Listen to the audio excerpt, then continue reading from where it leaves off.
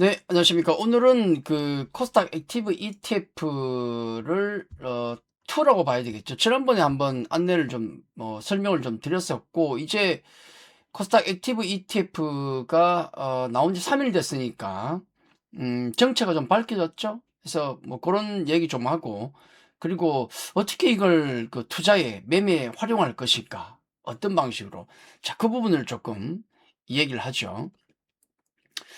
자, 우리 그 세 개 회사에서 나올 거로 예정이 돼 있었고, 아직 하나 쪽에서는 아직 안 나왔습니다. 곧 나올 거고, 여기 삼성 쪽에 액티브 ETF, 그다음 타임폴리오 쪽에 액티브 ETF, 두 개가 나왔는데, 일단 뭐 제가 이런 말씀을 드렸어요. 기본적으로 대형주를 담는다. 왜냐면 그 그 코스닥 지수가 기초자산이기 때문에 기준점이 따라가야 되지 않겠습니까? 그런 부분을 생각하면 최소한 베타 기수가 0.7 이상이 나오기 위해서는 기본적으로 대형주는 있어야 된다라는 말씀을 좀 드렸고, 그리고 아마 경쟁력은 그 중소형주에 편입되어 있는 중소형주에서 차별화가 나올 것이다. 그리고 빠른 편출입도 염두에 둬야 된다. 그게 영원히 있는 건 아니다. 그죠? 편출입은 있다. 그리고 이게 코스닥 전반의 매기 역할을 할 것이다. 라는 말씀을 드렸죠. 자, 매기 역할이라는 것은 여기 공통적으로 들어가 있는 교집합 말고 전체를 합해보면 양쪽이 한 대충 60개에서 50개가 들어가 있는데 약 20개 정도는 공통부 양 회사 같은 회사 겹치는 종목들이에요. 대형주는 겹칠 수밖에 없으니까.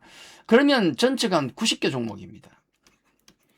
1800개 코스닥 종목 중에서 겨우 90개예요. 이게 뭐 어떤 역할을 하겠습니까? 그죠? 그렇게 생각하면 그게 아니고 이 90개 종목이 가만히 있는 게 아니고 한 종목이 나중에 목표를 달성해서 아니면 문제가 생겨서 빠져나가면은 이 1800개 종목이 다른 종목이 하나 또 들어와요. 또 한 종목 나가면 또 들어오고 이게 계속 교체가 일어나기 때문에 그동안 예를 들어서 내 종목이 정말 좋은 종목인데 수급이 없어서 또 시장성이 없어서 유동성이 떨어져서 관심이 없던 종목이 여기에 편입되게 되면 수급이 늘어나게 되죠. 그러면 자기의 가치를 찾아가는 어떤 그런 여러 가지 건전한 어떤 매기의 역할을 해준다. 이런 거죠. 자, 거기까지 맞는데 약간 그 1번에서 허를 찌른 게 하나 있습니다. 아마 양 그 포트폴리오를 갖춤에 있어서 타임폴리오와 삼성 액티브 자산 운용이 대형주를 기본 담지 않겠는가. 왜냐면 코스닥을 따라가야 되니까. 못 따라가면 문제가 있거든요. 근데 일단 삼성 액티브는 약간 허를 찌른 어떤 포트폴리오를 보여줬죠. 왜냐하면 이겁니다. 자, 여기 종목이 양쪽 한 60개, 그 다음에 50개 종목을 담고 있는 그 정도를 대충 담고 있어요. 네. 어느 쪽이 60개더라? 하여튼 5, 60개를 담고 있는데, 여기 타임폴리온 보면 에코프로, 에코프로 BM, 여기 비중이 있죠. 이렇게 높은 비중 순서입니다. 이렇게 있는데, 삼천당 제약, 레인보우, ABL 바이오, 알테오제, 우리가 흔히 아는 대형주가 앞에 다 포진해 있어요. 그리고 밑에 중소형주들, 뭐 그렇거든요. 근데 삼성 액티브는 의외로 성호전자, 큐리언트, HVM, 성호하이텍 등등 이런 종목들을 보면 시총순을 안 하고 그냥 자기들 선호수에 따라서 9%, 8%, 3% 비중을 세게 잡은 거예요. 요게 이쪽이 좀 스탠다드한 편인데 여기는 파격적으로 했다. 그러니까 사람들이 포트폴리오를 보는 거죠.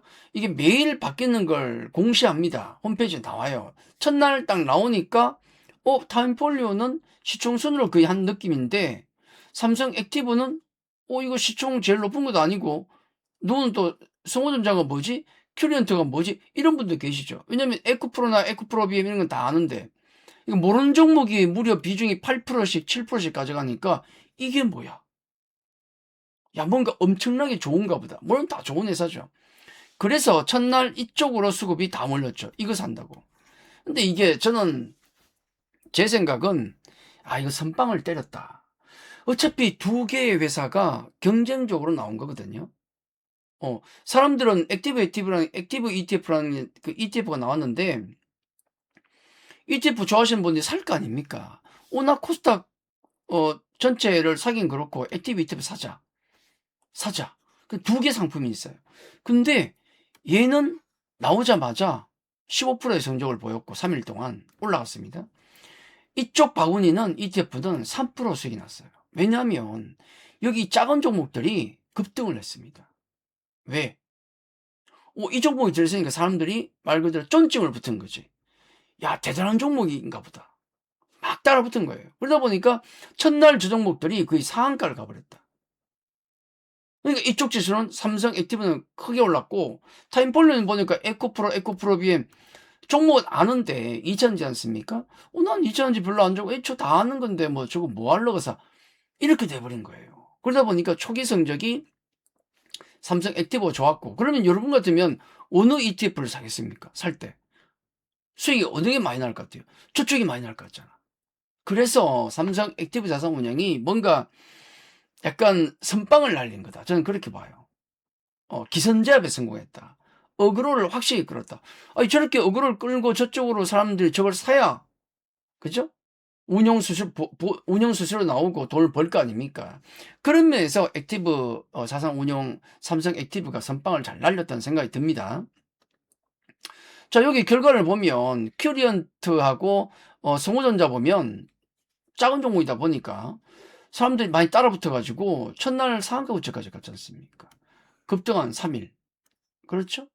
여기 성호전자도 첫날 상한가 근처까지 가고 이렇게 변동선을 보이긴 했지만은 크게 올랐죠.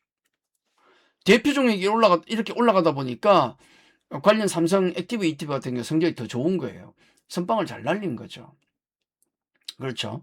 그래서 그 다음에 이제 우리가 또 봐야 될 것은 뭐냐면 일단 15%의 성적, 3%의 성적을 보였습니다.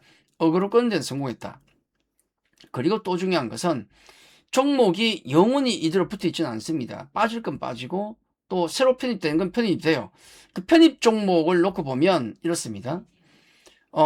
삼성 액티브는 3일간 변화가 없었던 것 같고 타임폴리오는 3일째인가? 그렇죠? 3일째인가 종목을 두 개를 집어넣는데 첫째는 네오셈이라는 회사가 있고 자 이게 편입됐고 두 번째는 노타라는 종목이 편입이 됐어요. 두 개 종목. 이게 뭐냐면 기존의 포트폴리오에 없던 종목이 나오니까 이게 뭐지? 새로운 종목이네? 뭔가 좋은 종목이기 때문에 넣은 거 아니겠습니까? 그래서 이런 건 주목을 단기간에 강하게 받아요. 특히나 우리가 네오셈은 아마 좀 들어보신 분들 계실 겁니다. 반도체 쪽에서 많이 거론되는 종목이니까. 그러니까 익숙한 종목보다도 신규 상장주입니다. 처음 보는 종목, 노타가 뭐지? 내가 모르는 건데? 이게 뭐지? 호기심 때문에. 뭔가 좋은 건가 보다. AI 소프트웨어 관련주죠. 그래서 뭔가 뉴페이스가 올라오게 되면 우리가 모르는 종목이 올라오면 이런 종목들은 관심이 많아지기 때문에 많이 올라요. 19% 급등하죠. 하루 만에. 등장하자마자. 여기 네오셈 같은 경우는 뭐 한 2%로 끝났습니다. 뭐 장중엔 좀 더 올라갔어요. 2%로. 신규 편입주. 이게 매일 신규 편입이 있을지 모르겠지만은 아마도 왕왕 있을 겁니다. 그럼 이런 현상이 나와요, 계속. 앞서 말씀드린 대로 여기 액티브 ETF 같은 경우는 기본적으로 대형주를 담습니다. 그리고 차별화는 중소형성 온다. 그리고 빠른 편출입이 나올 수도 있기 때문에 여기 있는 종목이 빠질 수도 있어. 내가 그 종목 편입되는 거 보고 샀는데 갑자기 없어질 수도 있어요. 염두에 둬야 된다는 거죠. 자, 근데 이제 여기서 우리가 힌트를 삼을 것.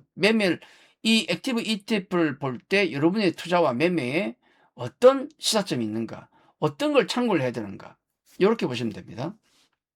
우선, 자, 90개 종목이 있는데 이게 90개 종목이 최고의 종목이다. 그건 아니에요. 1800개 중에서 펀드 매니저가 양쪽에서 이렇게 골라 뽑은 겁니다. 그게 최고일 수는 없잖아요. 이게 여기 안에도 수많은 좋은 종목들이 있을 수 있지만은 일단 여기에 들어갔다는 것은 검증이 됐죠. 그 회사가 최소한 부도는 안 날 것이고 뭐 실적이나 이런 측면 성장성에서 남들보다는 뒤지지 않는 종목을 펀드 매니저가 넣지 않았겠습니까? 그렇죠? 그리고 지금 코스닥에 움직이는 섹터, 뭐가 움직이고 유행이 뭔지를 알 수 있다는 거. 코스닥 투자 트렌드를 배울 수 있어요. 이런 종목이 많이 들어가 있구나. 이런 종목이 있구나. 새로운 종목이 올라왔구나, 뭐가 빠졌구나, 트렌드를 배운다. 그리고 여기 신규 편입주는 단기 매매를 활용하시면 돼요. 새로운 종목이 만약에 아침에 올라왔다, 체크해 홈페이지 다 나오니까 새로운 종목이 올라오면 사람들 관심이 쫙 쏠리죠.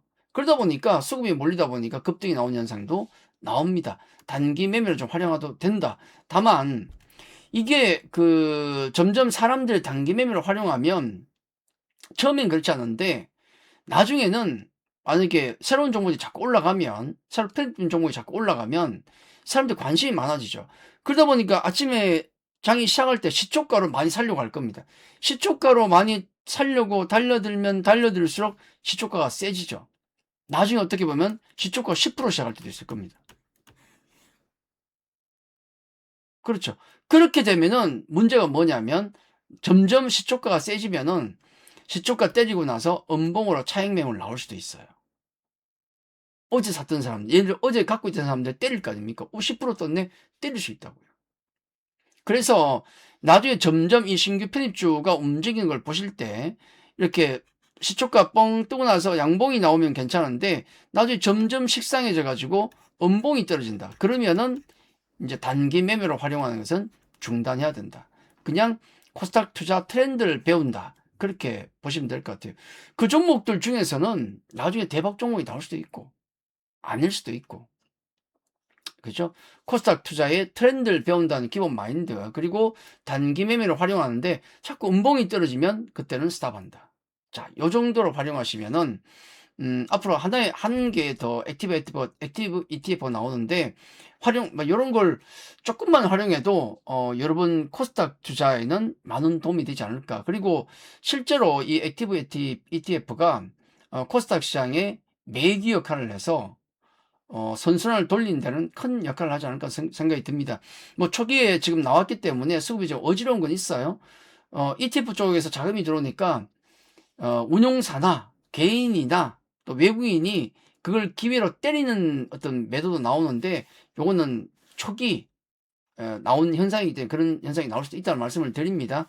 차차 안정이 될 거니까 활용할 때는 앞서 말씀드렸던 그런 부분 잘 생각하시고 활용하신다면 아마 코스닥 투자 매매할 때는 좀 도움이 되지 않을까 그렇게 말씀을 드리겠습니다.